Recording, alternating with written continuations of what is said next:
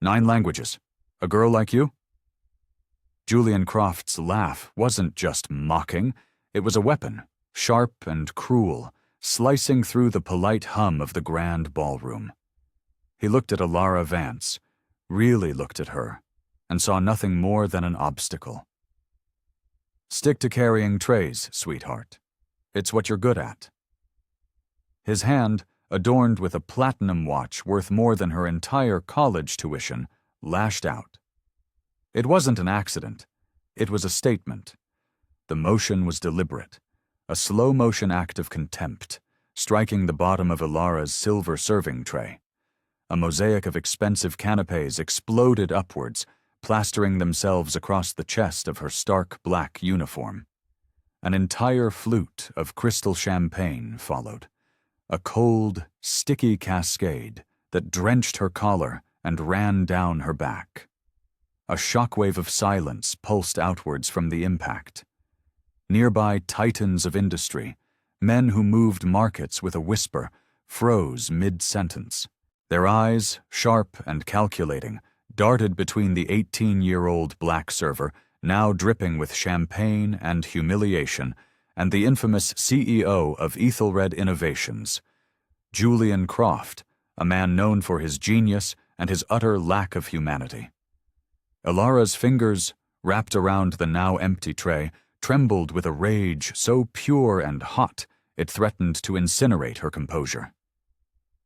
The acceptance letter from Princeton's legendary linguistics program felt like a burning ember in her pocket.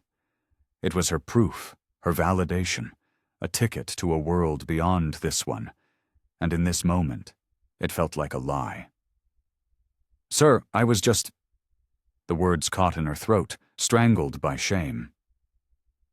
"You were just forgetting your place," Croft cut her off, his voice a low growl. His gold watch glinted under the crystal chandeliers as he meticulously brushed a speck of invisible dust from the sleeve of his Tom Ford suit. "This is a $500 million deal with our new global partners. We require professionals in this room, not clumsy, affirmative action hires pretending they belong." He turned his back on her, a final brutal dismissal, and addressed his inner circle in the flawless, practiced French of the corporate elite. Alara's jaw tightened until it ached. Oh, she belonged. In her mind, a torrent of responses erupted, a symphony of defiance in 9 distinct languages. She could have eviscerated him in German, shamed him in Japanese, or dismissed him with the lyrical contempt of Portuguese. Each retort was more fluent, more cutting, more culturally nuanced than his clumsy textbook French. But she said nothing. She couldn't. "You good, Alara?" Miguel, another server, whispered as they retreated to the chaos of the catering prep area. The air here was thick with the smell of food and the frantic energy of the underclass that made nights like this possible. "Croft is a world-class monster. Don't let him get to you." Alara mechanically straightened her name tag and used a napkin to wipe the last sticky droplets of champagne from her collar. "I'm fine." She was a liar. At 18, Alara Vance was no stranger to being underestimated. She had grown accustomed to the subtle surprise in a teacher's eyes when she aced an exam, the way security guards watched her a little too closely in upscale stores. But this was different. This was a public branding, a deliberate act of humiliation designed to remind her of her station. The daughter of a Ghanaian linguistics professor mother and a hard-working immigrant father who drove a taxi 12 hours a day, she had been raised in a house filled with books, languages, and the constant unspoken message that she would have to be twice as exceptional just to be considered equal. "My last catering gig before college," she reminded herself, a desperate mantra against the rising tide of fury. She glanced at her worn watch. 5 more hours of this gilded cage, 5 more hours of smiling and being invisible. Then she could go home, back to the comforting world of syntax and phonetics, and put the finishing touches on her scholarship applications. Princeton's linguistics program had granted her early admission, a miracle in itself, but the financial aid package had left a terrifying $15,000 gap. A gap this job, and a dozen others like it, was meant to slowly, painfully fill. "Did you see the guest list tonight?" Miguel motioned with his head toward the glittering ballroom. "They've got execs from Germany, Japan, China, Brazil, all over. Ethelred is trying to launch their new network protocol, Nexus, globally. This is the biggest deal in their history." Elara nodded, her hands moving with practiced precision as she arranged miniature quiches on a fresh tray. Languages had always been her sanctuary. When classmates in her predominantly white advanced placement classes whispered about whether she really belonged there, she would lose herself in the intricate beauty of Arabic script or the complex poetry of Russian literature. By 14, she was fluent in 5 languages. By 16, 9. "My mother says I have an ear for it," she would say when people expressed their disbelief. The reality was thousands of hours of relentless, obsessive study. It was late nights spent perfecting the tonal shifts of Mandarin until her throat was raw, and weekends spent volunteering as a translator at community legal clinics, giving a voice to those who had none. Her phone buzzed in her pocket. A text from her father, sent from his taxi somewhere in the sprawling metropolis. "Shine bright tonight, my star. Your future is so brilliant, I need sunglasses." A small, genuine smile finally broke through her carefully constructed mask. Her father's unwavering belief was the ultimate shield against the Julian Crofts of the world. The same man who worked double shifts to help pay for her textbooks, who listened to her practice verb conjugations on his dinner break, who never, ever let her believe that the limits others saw were real. Elara squared her shoulders, the fabric of her uniform still faintly damp. She lifted a fresh tray of appetizers. Princeton wasn't just her dream anymore. It was their shared mission. Between serving rounds, navigating the invisible currents of power and wealth in the ballroom, Elara retreated to the sterile anonymity of the staff bathroom. She pulled a worn, dog-eared set of flashcards from her pocket.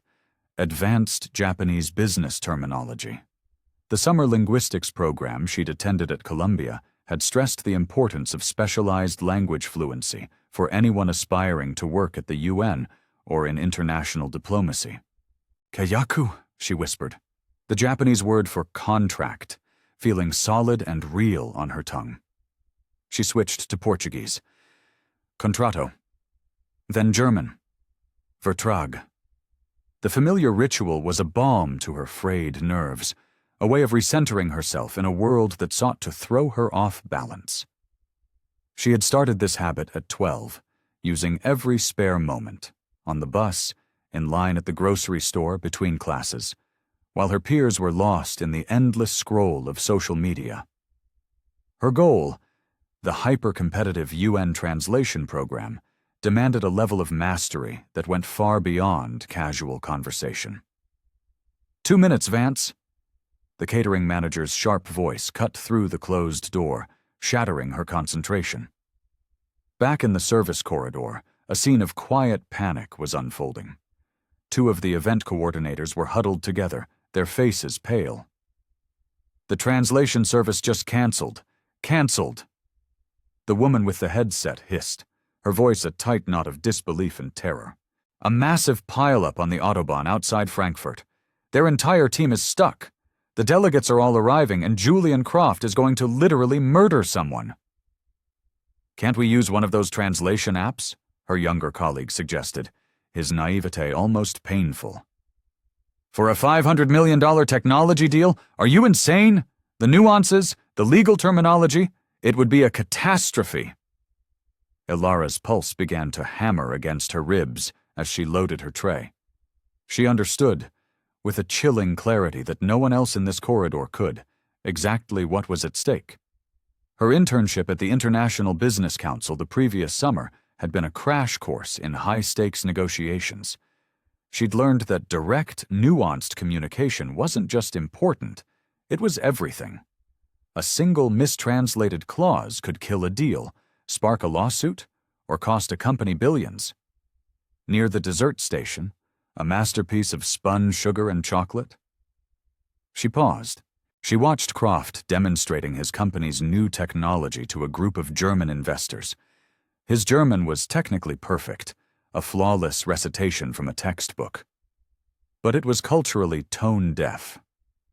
She saw the German businessman's subtle wince, a flicker of discomfort in his eyes, as Croft used the informal "do" instead of the formal "sigh." The investor's polite smile didn't match the stiffness in his posture. A classic, arrogant mistake, Ilara thought. In formal German business culture, premature familiarity wasn't friendly. It was a signal of profound disrespect. She had spent months studying these cultural nuances, understanding that language wasn't just a collection of words. It was a reflection of culture, a negotiation of power dynamics, a living history. The investor nodded mechanically, his initial enthusiasm visibly cooling. Croft, completely oblivious to his faux pas, plowed ahead with his rehearsed pitch, utterly blind to the silent signals that screamed the deal was in jeopardy. Sandra, the catering manager, gathered her staff for a final briefing before the main presentation. Her face was grim. "Remember what I told you all. Tonight, you are ghosts. These people are closing the biggest deals of their lives. They want their champagne flutes refilled without ever noticing you exist." Her gaze, hard and pointed, lingered on Ilara. "Especially you, Vance. After that little incident with Mr. Croft, I want you to stay completely out of his line of sight. Am I clear?" The warning was redundant. Ilara had mastered the art of invisibility years ago. She'd perfected it in honors classes where teachers' eyes slid past her raised hand, and in school hallways where security guards would stop her to check her ID, while her white classmates strolled by unchallenged. "Like ghosts," Sandra repeated, her voice sharp. "They shouldn't even register your presence." As the team dispersed, Ilara was assigned to the station nearest the Japanese delegation's table. The executives, believing themselves to be in a bubble of linguistic privacy, spoke freely in their native tongue, assuming no one could possibly understand them. "Croft-san is dangerously overconfident," one of the older executives murmured in Japanese, taking a delicate sip of sake. "His projected user adoption rates don't align with our independent market analysis." "The technology itself is impressive," another replied, his eyes on the stage. "But the licensing terms are a non-starter. If we cannot modify the source code for our domestic market, the risk is too high." Ilara maintained her serene, neutral expression, her face a perfect mask of disinterest. She gave no sign that she was absorbing information that could make or break the $500 million deal. At the adjacent table, a group of Arabic executives voiced similar concerns about data export restrictions under new Saudi regulations. The Brazilian team, a few feet away, debated market penetration timelines in rapid-fire Portuguese. It was a symphony of high-stakes commerce, and she was the only one in the room who could hear every instrument. A fellow server named Tyler nudged her as he passed. "Must be weird, huh? Listening to all this gibberish?" Ilara offered a tight, forced smile. "Just background noise." But it wasn't. It was everything. It was a flood of crucial, multi-million-dollar intelligence flowing freely around her, completely unprotected. Because who would ever imagine that the black girl clearing away the empty glasses, the girl told to be invisible, could possibly understand? This was the ultimate invisibility. And in it, she saw everything. As evening deepened, the grand ballroom underwent a transformation. The dinner settings were cleared with quiet efficiency, and technicians swarmed the stage, setting up a massive screen for Croft's formal presentation. Elara circulated with a silver coffee service, her mind no longer on her duties, but on the complex web of concerns she had overheard. She was mentally mapping the room, not by table numbers but by anxieties. The Japanese, cautious, detail-obsessed, needing reassurance on customization rights. The Germans, put off by Croft's brash style, seeking guarantees of long-term stability. The Russians, deeply skeptical about data security, a key sticking point. And the Brazilians, Saudis, Chinese, French, Spanish, and Swahili-speaking Kenyan representatives. Each delegation had a specific, critical concern that Croft's team seemed utterly oblivious to. Croft stood at the center of it all, a king in his court, radiating a confidence that bordered on megalomania. "Once this Nexus deal closes tonight," he announced to his inner circle, "Ethelred Innovations will dominate 9 of the world's major markets. Nothing can stop us." His assistant, a young man with a permanently panicked expression, scurried to his side. "Sir, we have a situation with the translations." "What situation?" Croft's voice was dangerously calm. "We booked the top service in the world 6 months ago. They just called. Their entire team was in a multi-car pileup in Germany. The flight from Frankfurt was cancelled. They're not going to make it."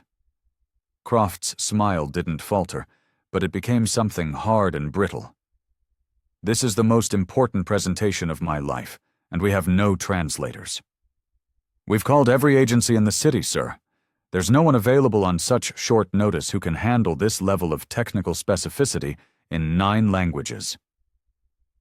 Elara slowed her movements, her body going cold as she absorbed the full magnitude of the crisis. These delegates had flown thousands of miles, rearranging their lives for this one night. Rescheduling wasn't an option. It would mean a catastrophic loss of momentum, and very likely the collapse of the entire deal. "Translation apps?" Croft demanded, a desperate edge to his voice. His chief technology officer winced. "They're too imprecise for the legal terms and technical specifications, sir. We'd risk catastrophic misunderstandings.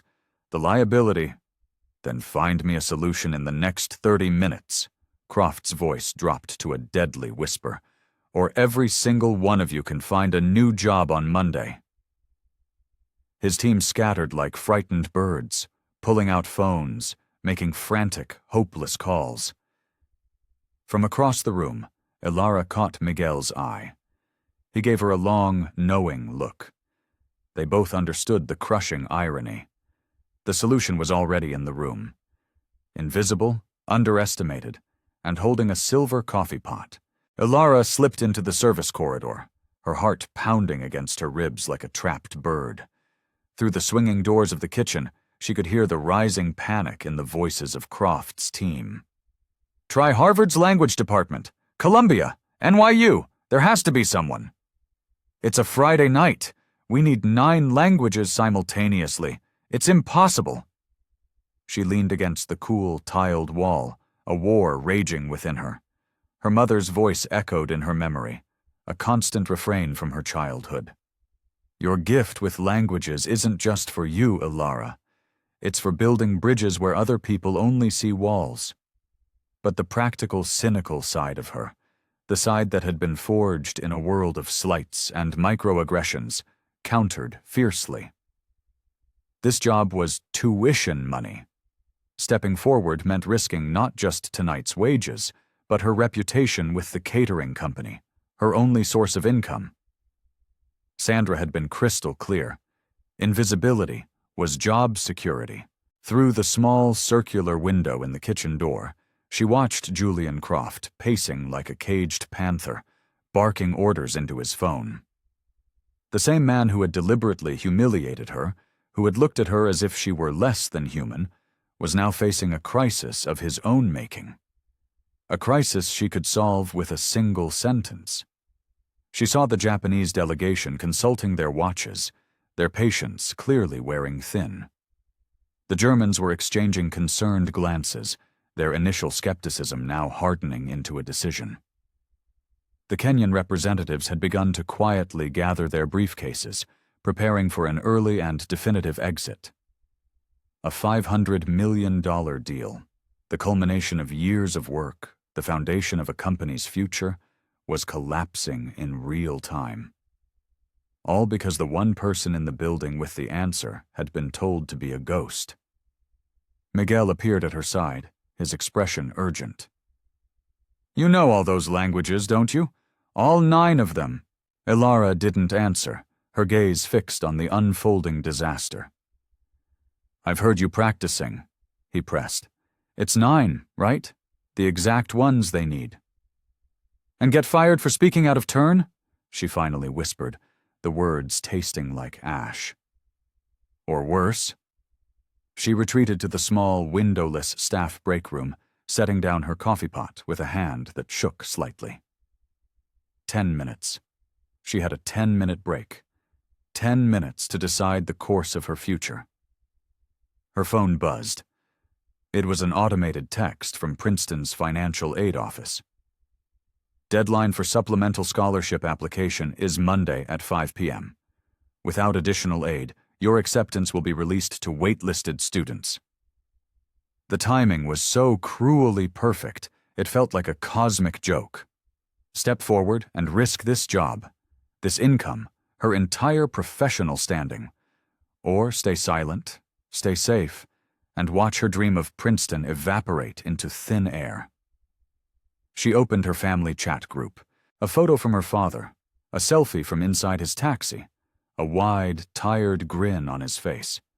The caption read, "Working an extra long shift tonight for the Princeton Fund." Below it, a message from her mother. "Remember what I always tell you about your gifts, my love." Ilara did remember. Her mother, who had given up a prestigious university post in Accra to marry an American taxi driver, had faced her own brutal battles with prejudice and underestimation.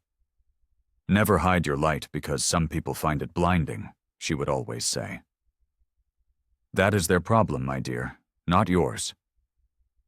But this wasn't an inspirational poster.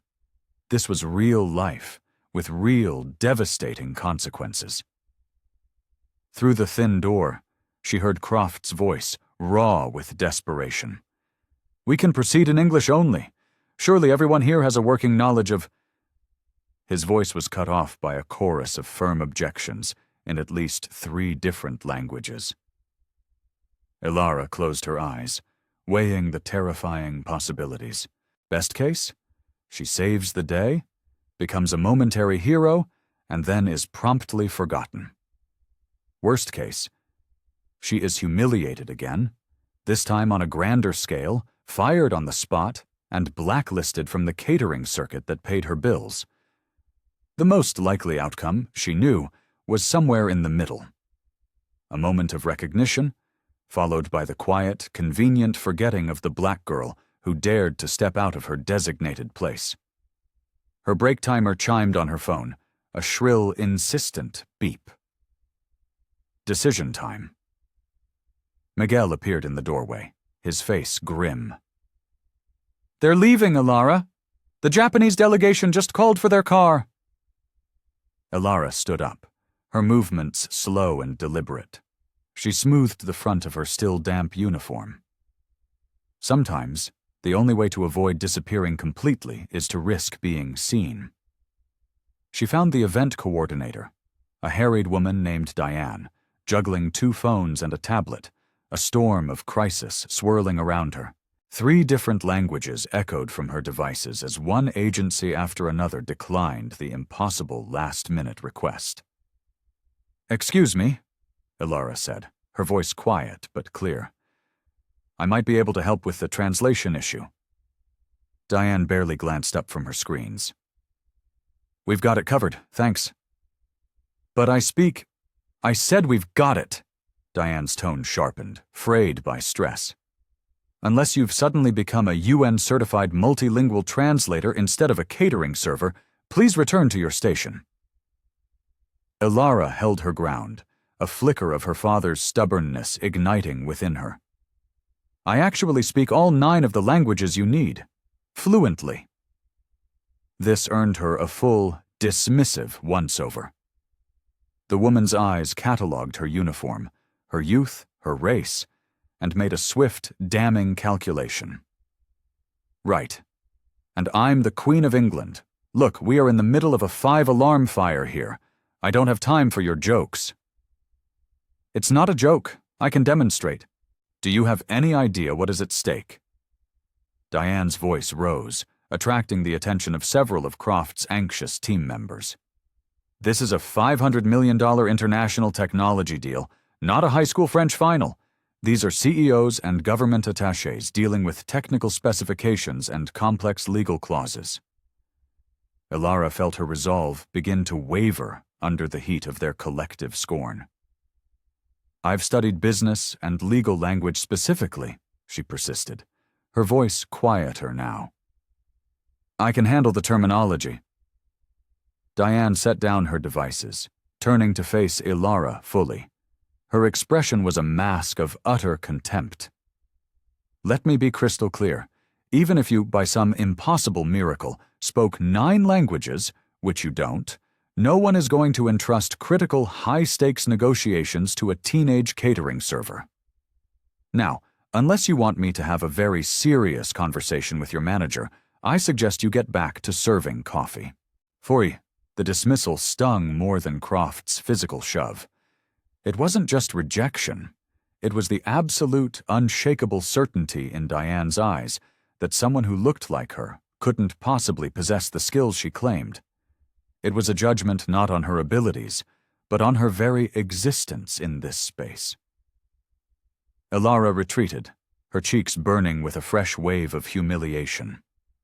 Near the grand ballroom exit, she passed the Japanese delegation leader speaking urgently with his assistant. We cannot proceed without proper translation, he said in crisp, formal Japanese. The technical specifications have too many potential pitfalls. The risk of misunderstanding is unacceptable. His assistant nodded gravely. I have called for the car. We can reconsider when they have sorted out their communication issues. Ilara kept walking, a ghost once more, her invisible, world-class talents walking right out the door with them. The atmosphere in the ballroom had curdled, shifting from anticipatory excitement to a thick, anxious tension. Delegation members were checking their phones, whispering amongst themselves as Croft's team continued their frantic, fruitless search for a solution. Tablets at each table with translation apps? Croft's CTO suggested, his voice laced with desperation. We tested those, his assistant shot back. The financial terms translate incorrectly in 3 of the languages, and the Japanese translation of the technical specs is complete gibberish. Ilara circulated with a fresh pot of coffee, a silent observer at the scene of a corporate train wreck. The Brazilian delegates were openly consulting flight schedules. The Saudi representatives were on their phones, likely arranging hotel extensions or early departures. No one was even looking at the hastily prepared presentation materials, knowing they were useless without accurate translation. Perhaps we reschedule, suggested the German investor in heavily accented English, his tone making it clear it was not a genuine offer. When proper professional translators are available. Croft's smile remained fixed and rigid, but the whitening of his knuckles around the edge of his tablet betrayed his rising panic. An unavoidable delay now means our competitors could move first. We would all lose a significant market advantage. The French delegation leader responded in a torrent of rapid French, his frustration palpable. Ilara understood every word. This level of disorganization is appalling. It makes us question the viability of the entire partnership. If they cannot arrange something as fundamental as communication, what other critical details have they overlooked? Croft nodded as if he understood, but Ilara saw his subtle, desperate glance toward a translation app on his phone that had only managed to capture half the statement correctly. Meanwhile, the Chinese representatives conferred amongst themselves in Mandarin. Without a proper translator to verify the technical claims in real time, We cannot proceed. The risk of fraud or misunderstanding is simply too high." Elara refilled their cups, her expression placid, betraying nothing of the multilingual storm of dissent she was witnessing. The misunderstandings were compounding, breeding distrust. Croft's team was completely blind to the critical concerns that, if addressed, could still save the deal. Her phone vibrated again. Another automated message from Princeton. "Please confirm your supplemental scholarship interview time for Monday. Without completion of this step, your acceptance status will be in jeopardy." This was it. The final push. The pay from this single catering job would barely cover the cost of her textbooks, but losing Princeton would shatter her entire future. Miguel passed her, his tray empty. "They're all about to walk. The Germans and Japanese are leading the charge. You're really going to just let this happen?" Elara watched Julian Croft, the architect of her humiliation, making increasingly desperate promises in fractured, inadequate phrases, while the delegates exchanged glances that ranged from skeptical to openly contemptuous. "Sometimes the biggest risk," Miguel added, his voice low, "is taking no risk at all. This is completely and utterly unacceptable." Croft's voice, now stripped of its earlier calm, boomed across the ballroom as the Japanese delegation formally stood and began walking toward the exit. "We have invested months of work in this partnership." The lead Japanese investor, Hishimoto-san, stopped and gave a slight formal bow. His English was careful, precise, and limited. "Hishimoto Industries values precision, especially in communication. Without it, we cannot proceed." He turned to leave. His team fell in line behind him. The Germans began to gather their things. The momentum of failure was becoming an unstoppable avalanche. Sandra, the catering manager, appeared at Elara's side, her eyes narrowed with suspicion. "Vance, what are you doing just standing there? Back to your station, now!" Elara took a deep breath, the air tasting of expensive perfume and imminent disaster. "I'm sorry," she said, her voice shaking only slightly. "But I can't." She set her silver coffee service down on a nearby table with a soft, definitive click, and then she walked directly toward the center of the room.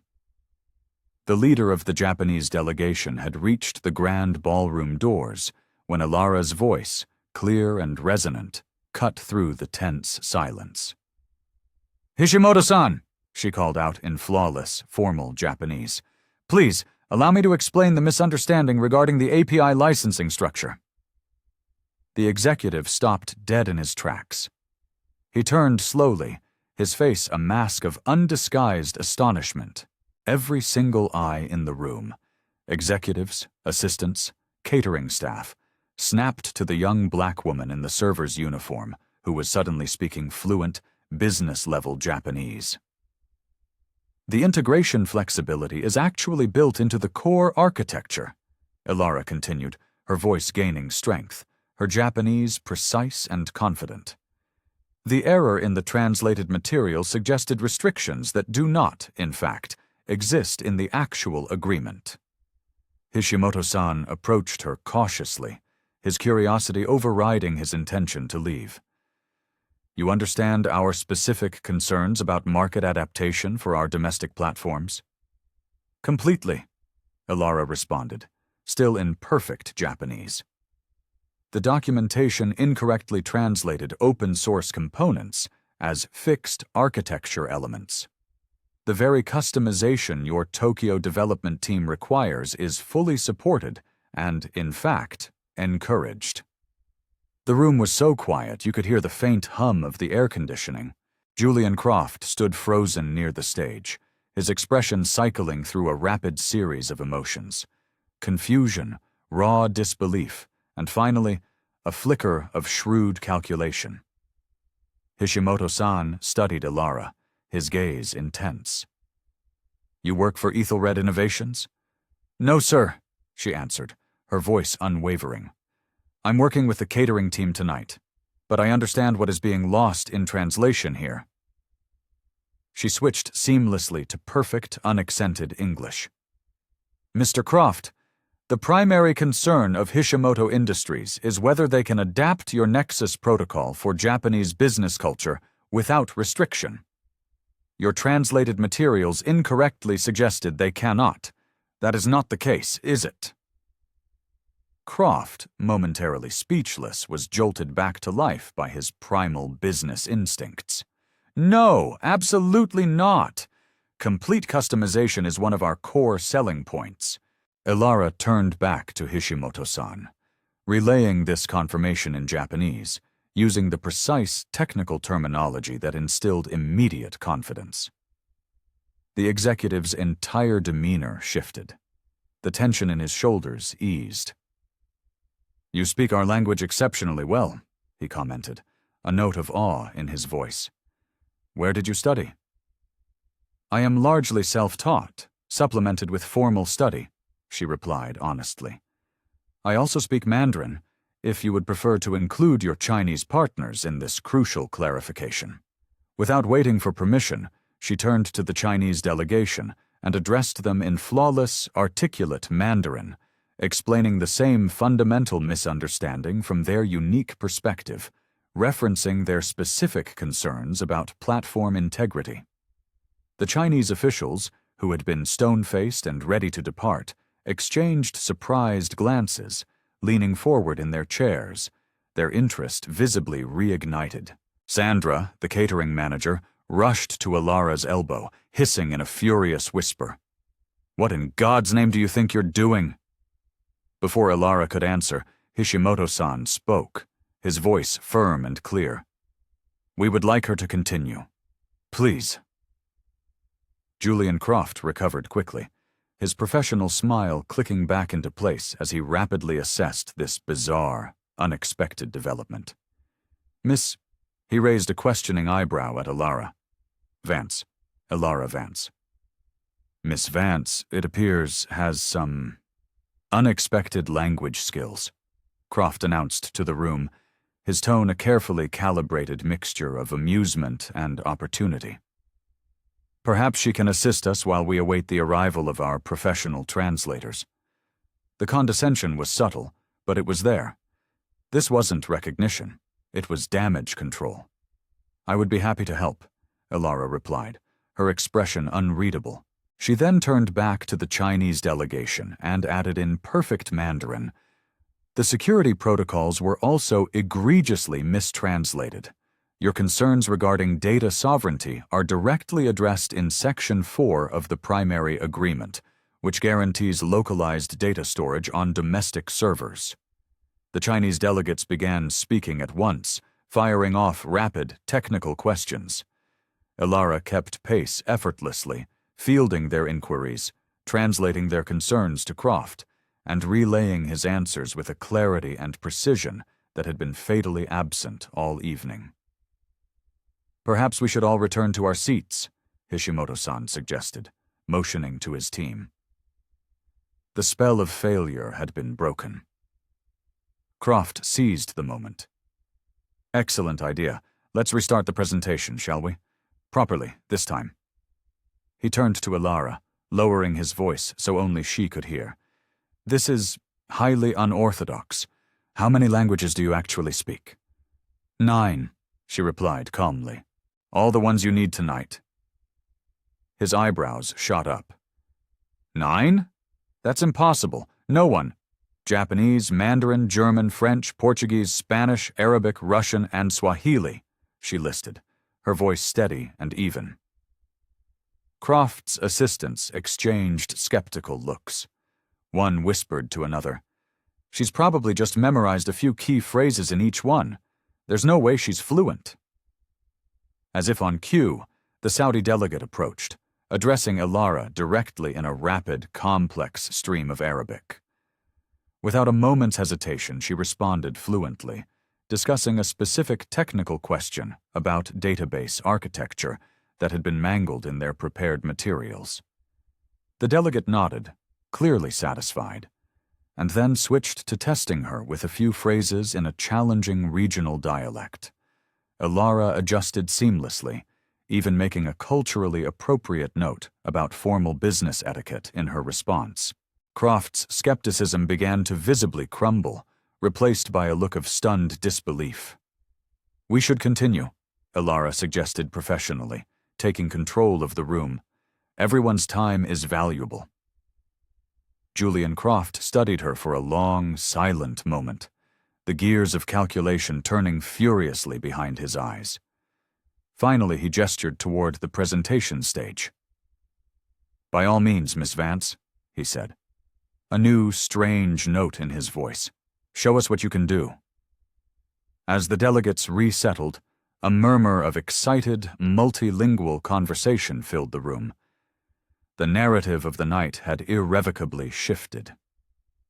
Croft guided Ilara toward the presentation area, his hand on her elbow, his grip just a fraction too tight. "Let me be perfectly clear," he said, his voice a low, intense whisper.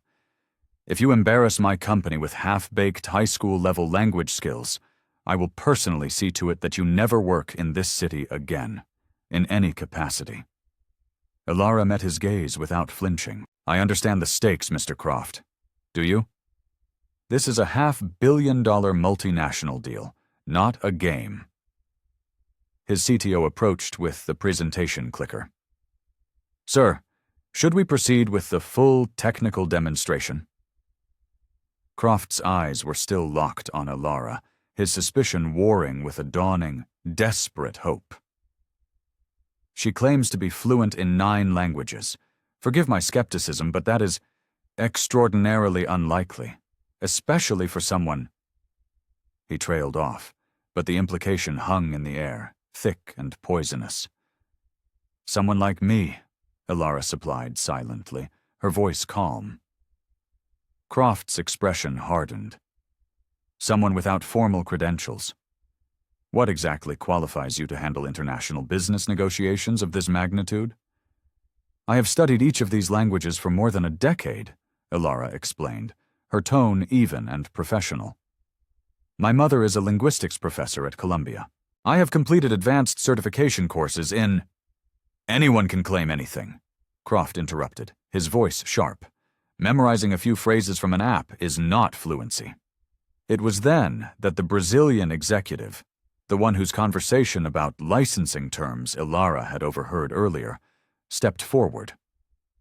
"Her Portuguese was perfect," she announced to Croft, her voice carrying across the quiet room.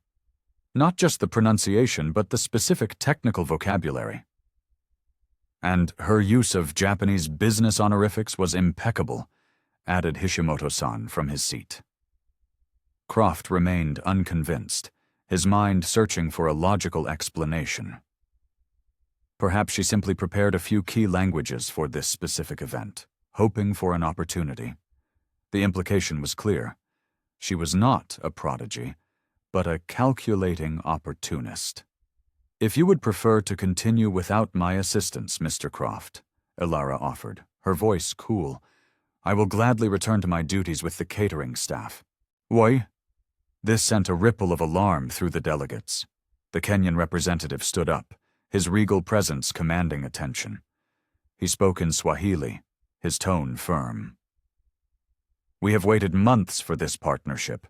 If this young woman can facilitate clear and honest communication, why would we hesitate?" Ilara, without being asked, translated his statement for Croft, her Swahili as flawless as her Japanese. Croft watched this exchange, his jaw tight. He was trapped. Proceed with the unknown, untested teenager, or watch $500 million walk out the door. The anger on his face was barely controlled. "This is highly, highly irregular." "So is dismissing the only person in the room who seems capable of making communication possible," the German investor noted dryly. Croft's assistant leaned in, whispering urgently in his ear, no doubt outlining the catastrophic financial implications of the delegates leaving now. After a long, tense moment, Croft forced a smile that didn't reach his eyes. "Very well. Let us continue." Miss Vance will translate, while we await professional verification tomorrow. The condescending addendum was a final jab, a way to reassert his authority. This wasn't acceptance. It was a temporary truce, declared under duress. Ilara nodded professionally, ignoring the slight. Thank you, Mr. Croft. Shall we resume with the discussion on licensing terms? The negotiations began again, but the dynamic had fundamentally changed. Reed launched into his presentation, deliberately speaking at an accelerated pace, using dense, jargon-filled business terminology. It was a test, a clear attempt to trip her up. When he paused for her to translate his first point into Japanese for Hishimoto-san's delegation, his expression was a mask of smug anticipation. He expected her to stammer, to hesitate, to fail. Instead, she rendered his points with a fluid, effortless grace. She not only translated his words accurately, but also subtly adjusted his aggressive, American-style pitch to align with Japanese business communication norms, making it more precise, more respectful, and less overtly promotional. Hishimoto-san nodded, a look of deep approval on his face. Accurate and clear, he confirmed in English. Croft's eyes narrowed. He switched to the highly technical specifications of his Nexus protocol, describing proprietary algorithms with a cascade of specialized vocabulary designed to be untranslatable by an amateur. Again, Ilara translated smoothly into Japanese, then Mandarin, and then German, without missing a beat. The German investor commented aloud, his voice impressed. Her business German is excellent, a Frankfurt dialect, very precise. Croft became more desperate, introducing increasingly obscure technical terms. When Ilara translated a complex explanation of encryption protocols into Arabic, without a flicker of hesitation, the Saudi delegation exchanged amazed glances. Perhaps we should proceed to our specific questions now, the lead Saudi representative suggested, a clear sign that they trusted her far more than the official presentation. Our technical team had several concerns about the implementation timelines. Croft hesitated, clearly losing control of his own meeting. The delegates were now engaging directly with Ilara, bypassing his carefully orchestrated presentation. I would prefer we complete the prepared overview first, he countered weakly.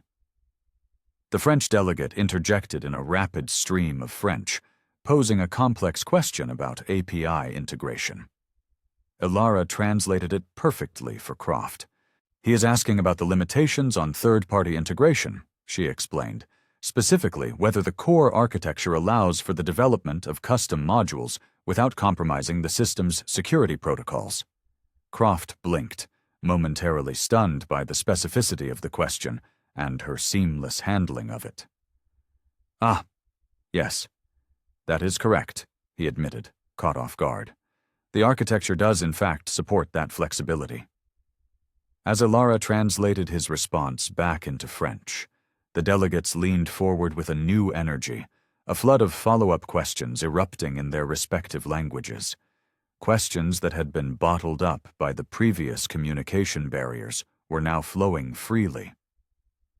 Julian Croft could only watch as his meticulously structured presentation disintegrated into a dynamic, multilingual technical summit, with a teenage catering server he'd assaulted just hours earlier, acting as its unerring, authoritative hub. His expression hardened from skepticism to something that looked alarmingly like fear. As the technical discussions deepened, Ilara found herself at the epicenter of a complex, high-stakes, multilingual negotiation. The delegates began addressing their questions directly to her, their trust in her translations now absolute. They knew she understood not just the words, but the intent and nuance behind them. Croft, relegated to the role of a mere subject matter expert, observed this seismic shift in power with a tense, simmering resentment. During a brief pause while new documents were being distributed, he pulled Ilara aside, his voice a low, accusatory hiss. Quite the performance. Where exactly does a catering server learn international business law and advanced network architecture? I told you, I study, Elara replied, her voice even, refusing to be intimidated. Languages, technology, business, I read everything. Let me guess, Croft interrupted, his tone dripping with sarcasm. Your mother is a linguistics professor, and your father is a Nobel Prize-winning physicist, a surprisingly convenient background. His skepticism had now curdled into a pointed, ugly suspicion. My mother is a linguistics professor, Elara confirmed, her chin held high. My father drives a taxi. And on those salaries, you somehow mastered 9 languages to a level of business proficiency that surpasses my own executive team? Croft's voice was laced with disbelief. Who's in your ear, Vance? Which one of my competitors paid you to infiltrate this meeting? The accusation was so outrageous it momentarily stunned her into silence. No one is coaching me, Mr. Croft. He stepped closer, his physical presence imposing. No teenager masters business-level Japanese, Arabic, and Russian simultaneously without massive institutional backing. Tell me which company you're really working for. Was it Kenjutsu? Or maybe a shell corp for the Chinese government? Before she could respond, the German delegate approached with a question about a specific clause in the contract.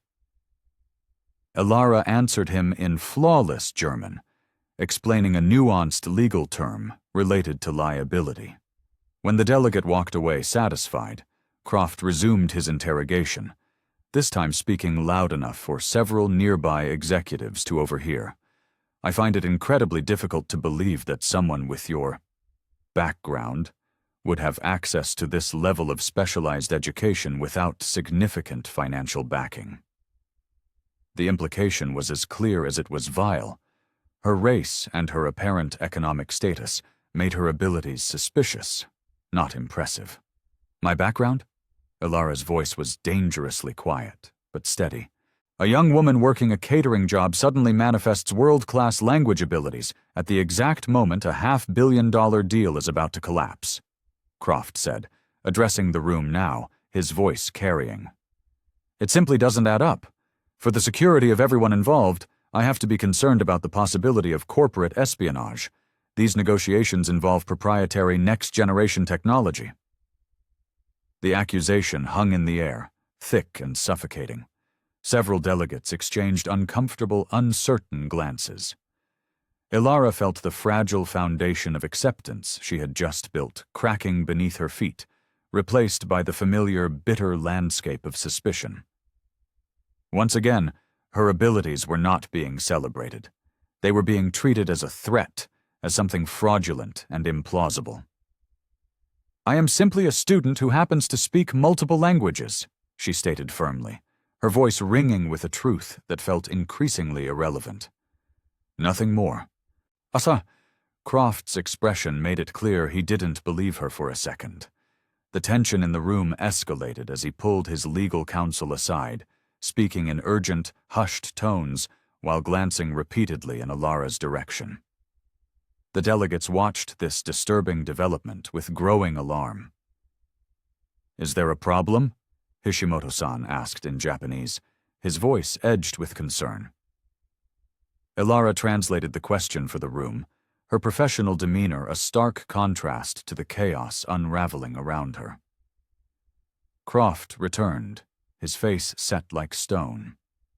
His decision had been made. Ladies and gentlemen, I apologize for this interruption. However, in the interest of protecting the intellectual property of all parties involved, we will be pausing these negotiations until our contracted translation service arrives tomorrow morning. A wave of protests erupted in multiple languages. The Saudi delegation was already checking flight schedules on their phones. The Brazilian representatives began to gather their materials, their faces grim. This is completely unacceptable, the French executive declared in his native tongue. We were finally beginning to make genuine progress. Ilara translated his words faithfully, even as Croft's expression darkened. "Miss Vance," Croft announced, his voice cold and formal, "thank you for your assistance, but your services are no longer required. Please return to your duties with the catering staff." The dismissal was absolute and public. Sandra, the catering manager, appeared at the door, clearly summoned by one of Croft's assistants to escort Ilara away. Ilara felt the familiar, crushing pressure to comply, to shrink back into herself, to become invisible once more. But something inside her had irrevocably shifted. The delegates had seen her. They had heard her. They had recognized her abilities without prejudice or qualification. She would not be erased again. "With all due respect, Mr. Croft," she responded, her voice clear and carrying across the silent room. "The delegates have critical questions that need to be answered now. Postponing this meeting will not protect your intellectual property. It will kill this partnership." Croft strode toward her until he was inches from her face, his voice a menacing whisper. "You are a server. You have disrupted a billion-dollar negotiation. Return to your post now, or I will have you physically escorted from this building." It was then that the Kenyan representative stood, his voice booming with authority. "If she leaves, we leave. We have waited months for this level of clear communication, and we will not have it silenced."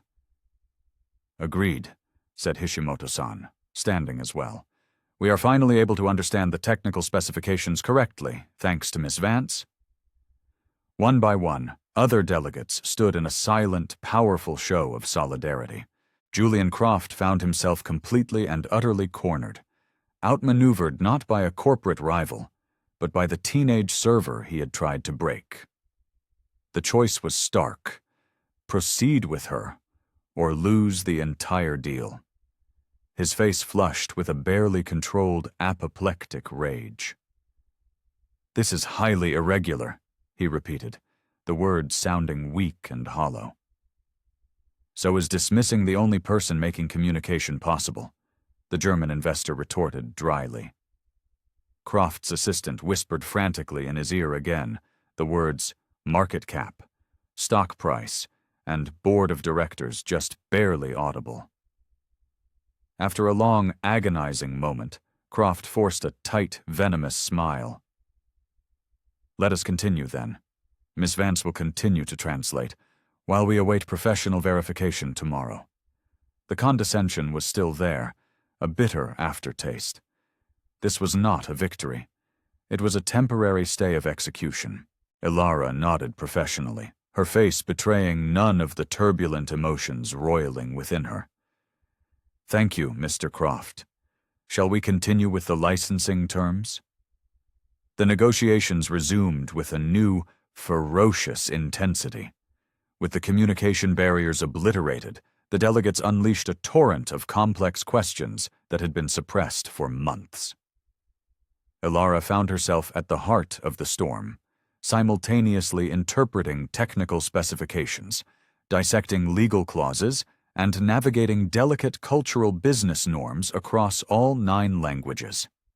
The Russian delegation is expressing concerns about their country's new data sovereignty legislation, she explained to Croft after a rapid-fire exchange in Russian. It requires all user data to be stored exclusively on servers located within their national borders. Croft, watching her like a hawk for any sign of faltering, nodded. "Our architecture fully supports regional data isolation. We can guarantee compliance." Ilara rendered this into perfect formal Russian, adding the appropriate business phrasing that visibly impressed the Russian delegation leader.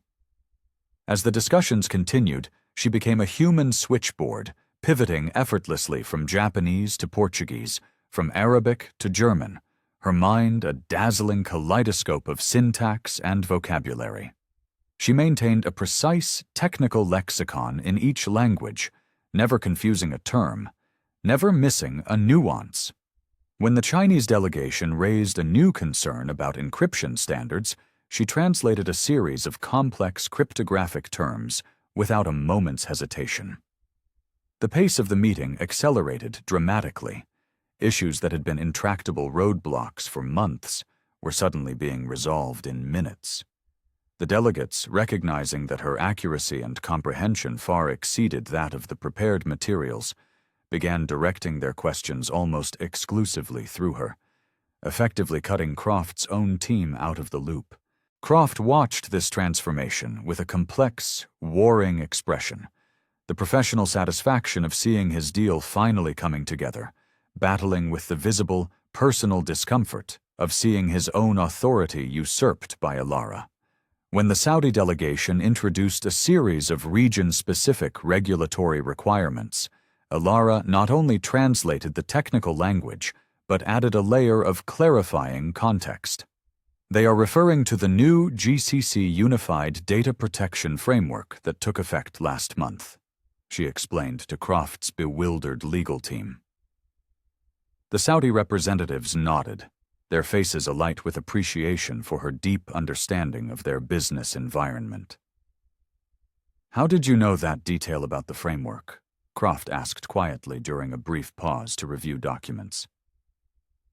"I studied your company's public technical documentation online," she explained calmly. "While I was preparing for a business language certification exam, I used real-world technical specifications for context. Your public developer forums covered these specifications in detail." Croft's skepticism, his last line of defense, finally began to visibly crumble. No earpiece, no corporate espionage could explain this depth and breadth of knowledge, this seamless fusion of technical, legal, and cultural expertise. For the first time, he seemed to be entertaining the terrifying possibility that her abilities were entirely, authentically, her own.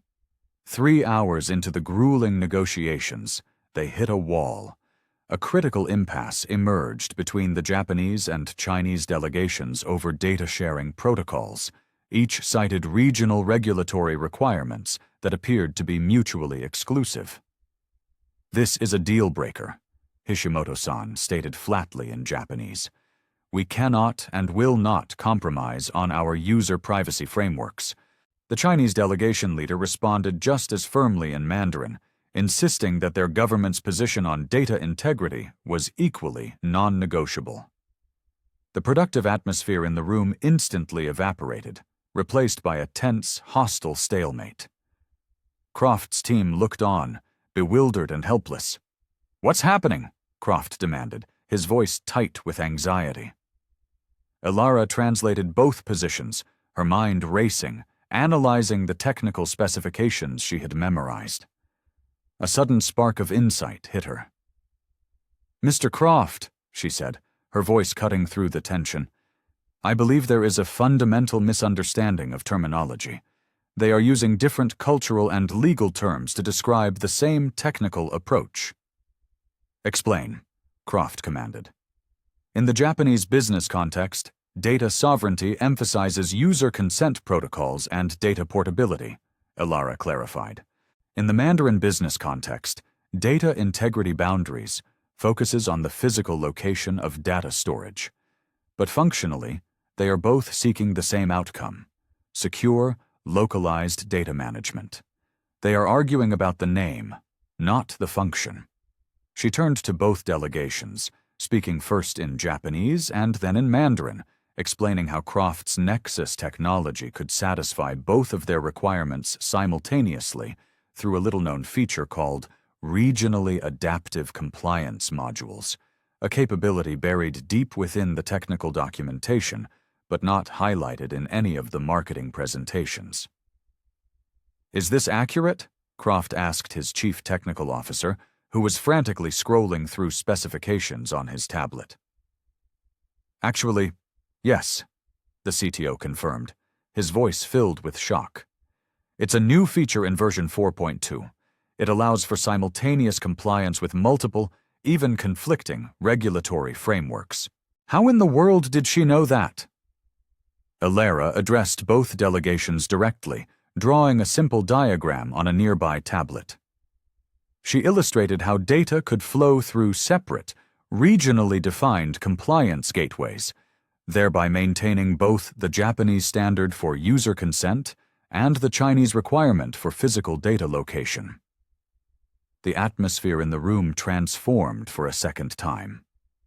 Both delegation leaders studied the diagram intently, asking a series of highly technical follow-up questions, which Alara translated and answered with stunning clarity.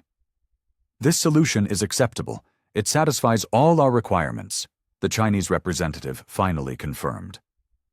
"And ours as well," Hishimoto-san agreed, a look of profound relief on his face. Julian Croft watched this exchange with an expression of pure, unadulterated amazement. His $500 million deal had nearly been scuttled by a simple terminology misunderstanding that his entire high-paid team had missed, a problem that was immediately diagnosed and solved by the teenage caterer he had dismissed and humiliated just hours earlier. One by one, the final obstacles dissolved under the clarifying power of Alara's communication. When the Kenyan delegation raised concerns about implementation costs for smaller, emerging markets, she smoothly explained a tiered pricing structure that Croft had mentioned in an obscure industry podcast interview, but had not been included in the formal materials. As she conveyed this in Swahili, adding culturally appropriate reassurances about long-term partnership, the Kenyan delegates visibly relaxed. The final technical details were ironed out, and with a collective sigh of relief, Reed called for a brief recess before the formal signing. As the delegates dispersed for refreshments, conversing animatedly in their native languages about the unexpected breakthrough, Croft approached Alara. His earlier hostility was gone, replaced by a look of profound reassessment. "That feature you identified," he said, his voice quiet. "The regional compliance modules. It wasn't in any of our presentation materials." "I read about it in your public developer documentation," Alara explained again. "When I study a language for business, I use real technical specifications to build my vocabulary and contextual understanding." Croft just shook his head slightly. "Our own professional translation team, a firm we paid over 6 figures, missed that terminology discrepancy for 6 months." The admission clearly cost him something. His gaze shifted from skepticism to a cautious, dawning respect. It was the look of a man forced to recalculate a fundamental equation he thought he understood. "9 languages," he said, almost to himself. "Actually fluent, not just conversational, technical, legal, and cultural fluency." "Yes," Alara nodded. "Where did you learn all this?" he asked, the question genuine this time. "Truthfully, I told you. My mother is a linguistics professor. My father is a taxi driver. And I practice. Constantly, every single day. I use business and technical materials because that's what the professionals at the UN need to master. And that's my goal." Croft's expression continued its slow, seismic transformation, from dismissal to doubt, to grudging acceptance, to a dawning recognition of something truly extraordinary. "Earlier today," he said, his voice low, his eyes finally meeting hers without a trace of condescension, "I told you to stick to serving drinks." "That was a mistake," Alara supplied calmly, refusing to let him off the hook easily. He nodded slowly. "Yes," he admitted, clearly. When the meeting reconvened, the power dynamic in the room had solidified. The delegates now addressed their questions directly to Alara, no longer even bothering to go through Croft. Her role had evolved from emergency translator to trusted arbiter of communication, the central, indispensable hub of the entire deal. Hishimoto-san approached her during the final document review, speaking in Japanese. "Vansa-san, your abilities are truly extraordinary, beyond anything I have ever witnessed.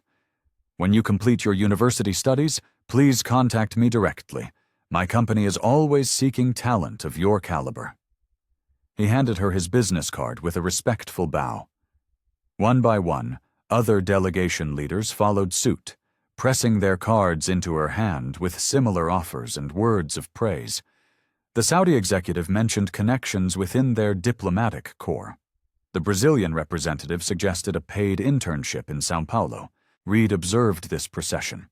This spontaneous recruitment fair centered on his caterer, with a complex, unreadable expression. When the Chinese delegation leader formally requested her business card, Ilara smiled apologetically. "I'm sorry, sir. I'm just working with the catering team tonight. I don't have one." This revelation sent a fresh ripple of astonishment through the room. She wasn't a professional translator, not a corporate representative, but a remarkably gifted young woman who just happened to be in the right place at the most critical time. The Kenyan representative approached Croft directly. "Your translator is an exceptional asset, Mr. Croft. You must value her greatly at your company." Croft's hesitation was telling. "She's actually not with our company. She was just helping us out tonight." "Just helping?" The executive raised a skeptical eyebrow. A talent like that should be cultivated, nurtured, not left to serve canapes. Croft nodded slowly, his perspective visibly, painfully, continuing to shift. As the meeting moved toward its successful conclusion, even Croft's own team members began to approach Ilara with a new reverence. "That was incredible," whispered his marketing director. "You single-handedly saved this entire deal." From across the room, she saw Sandra, the catering manager, watching her with a stunned, unreadable expression. Carlos caught her eye and gave her a huge, triumphant thumbs up. The simple, honest pride in his expression meant more to her than all the executive acknowledgments combined. The formal signing ceremony concluded with enthusiastic handshakes and photos. A $500 million multinational deal had been secured, resurrected from the ashes of miscommunication. When the last of the delegates had departed, Croft gestured for Ilara to join him in a quiet corner of the now emptying ballroom. "So," he began, his entire demeanor recalibrated, "the Princeton linguistics program?" Ilara nodded, surprised he remembered that detail from their first hostile encounter. "Full scholarship?" "Partial," she corrected. "I'm still working to cover the remaining gap." Croft considered this for a long moment. Ethelred Innovations has an educational support program for uniquely promising talent, full tuition, a living stipend, guaranteed paid internships during semester breaks. Ilara blinked, the words taking a moment to register. "Are you offering me a position?" "I am," Croft confirmed. "The International Relations Division. We clearly have a desperate need for someone with your unique skills." The offer hung in the air between them, a life-altering opportunity born from conflict and humiliation. "Earlier today, you physically pushed me aside," Ilara stated, her voice quiet but firm. "You told me I should stick to serving drinks." Croft, to his credit, had the grace to look genuinely uncomfortable. "I was wrong," he said, the words sounding foreign on his tongue. "Spectacularly, unforgivably wrong. Only because you discovered I have value to you." "No," he corrected, and she saw a flicker of genuine introspection in his eyes. "Because I made an assumption based on what I saw, not who you are. Talent comes in packages we don't always recognize." Ilara weighed his words, balancing the raw opportunism with the glint of nascent sincerity. "I would need the details of the offer in writing," she said finally, her voice all business, "including the educational support package and a clear definition of the role and its expectations." Croft nodded, a slow smile spreading across his face. He extended his hand. "Welcome to Ethelred Innovations, Miss Vance." She accepted the handshake, her grip firm, recognizing in that single moment both a profound personal victory and the immense weight of the responsibility she was about to undertake. 6 months later, Ilara Vance sat at a polished mahogany conference table in the international headquarters of Ethelred Innovations. On the wall in her parents' small apartment, her framed acceptance letter from Princeton hung proudly next to her new business cards. Ilara Vance, International Relations Liaison. The educational support program had covered her full tuition, allowing her to work remotely for the company while she attended her classes. Her very first project, overhauling and culturally nuancing all of Ethelred's technical documentation, had already resulted in a measurable increase in international client satisfaction. As executives filed into the room for the quarterly review, Ilara nodded warmly to Miguel's cousin, who was now heading up a new development team for emerging markets, a division that had been created and expanded, rather than facing the mass layoffs that would have followed the deal's collapse. Julian Croft entered last. He acknowledged her with a nod of genuine respect, a daily reminder of a transformation more significant than any job title. He had become her unexpected and most vocal advocate, consistently highlighting her contributions in company-wide communications and at industry panels. When a new, young catering server entered with a coffee service, Ilara made a point of making eye contact, smiling, and thanking him by name. She had successfully insisted that all vendor staff name tags become standard protocol at company events. It was a small change, but a meaningful one. "Before we begin," Croft announced to the room, "I'd like to acknowledge Ilara's groundbreaking work on our international communication protocols. Our client satisfaction metrics in non-English-speaking markets have increased by 43% since she implemented her new system." The room applauded, and Ilara accepted the recognition with a calm, confident smile. She remembered the girl who used to hide her flashcards between serving trays, the girl who was terrified of being seen. That girl, and her invisibility, were now firmly in the past. As the meeting concluded, Croft asked her to stay behind. Through the expansive glass walls of the conference room, they watched the executives dispersing, conversing easily in multiple languages, a new norm at a company that was now truly global. "I received an interesting call today," Croft mentioned casually. "The International Youth Linguistics Association. They want you to be the keynote speaker at their annual conference." Ilara raised her eyebrows. "Is that so?" "It is," he confirmed. "You're becoming quite the role model. The girl who spoke 9 languages and completely changed a global company's entire approach to communication. And saved a $500 million deal in the process," she added with a small smile. "There is that too," Croft acknowledged with a wry grin. "Though I maintain I would have figured something out, eventually." "Eventually might have been too late," she countered gently. He nodded, his expression turning serious. "How many others are out there, do you think? People with extraordinary world-changing abilities who are being overlooked, dismissed, simply because they don't fit our preconceived notions of what excellence is supposed to look like?" Ilara considered the question, her gaze drifting out over the city skyline. "Probably more than we can possibly imagine." "That's the question that keeps me up at night now," Croft admitted, his voice raw with a newfound humility. "Who else am I not seeing?" Ilara gathered her tablet and her notes, preparing to head to her evening class. "The real question, Mr. Croft, isn't who you might be overlooking. It's why we have created a world where so many people need to be exceptional just to be seen at all." She left him alone in the conference room to ponder the weight of that thought, knowing that some translations change more than just words. They change the world. So, where might your own unrecognized talents be hiding, right there in plain sight? If this story moved you, if it sparked something in you, do me a favor and hit that like button right now. Do you know someone like Ilara? Someone whose incredible talents are being overlooked? Someone who deserves to be seen? Share this video with them. Let them know that their time is coming.